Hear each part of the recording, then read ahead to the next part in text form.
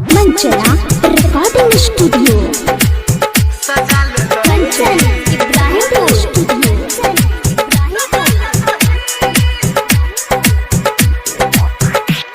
हंसा के कना देला दिल दुखा देला तोरा सिला देबोगे तोरे शादी हिलले आजादी ही तोरा भुला देबोगे।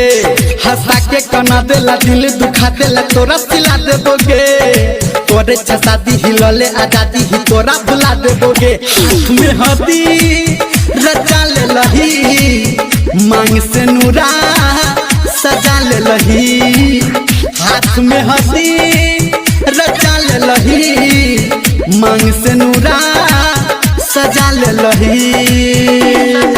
Kanchan singing by power star Dharmendra Nirmaliya. मोहब्बत हमर तू नहीं निभेला देला तू हमारा गम। हाथ छोड़ा के जा तू जान दके गे हमरा जखम।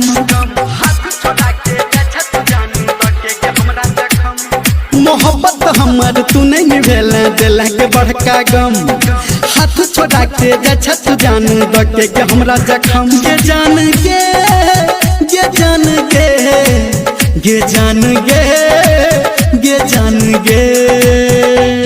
हंसा के कना देला दिल दुखा देला इकी तू के लही गे करे शादी हिल के आजादी तू दोसर के भेलही गे। हाथ में हदी रचा ले लही मांग से नूरा सजा ले लही।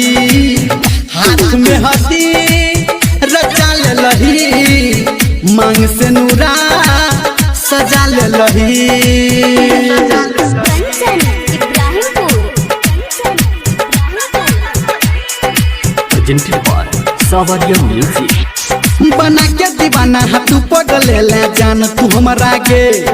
चैन उड़ेले है नैन लड़ा के जान तू हमारा गे।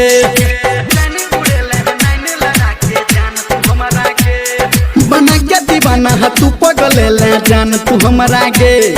चैन उड़ेले है नैन लड़ा के जान तू हमारा गे। ये जान गे ये जान गे ये जान गे ये जान गे। हंसा के कना दिल ही दिल दुखा दिल ही तू के लही गे करे शादी हिलले आजादी तू दोसर के भेलही गे। हाथ में हदी रचा ले लही मांग से नूरा सजा ले लही। हाथ में हदी रचा ले लही मांग से नूरा सजा ले लही। Presented by Savaria।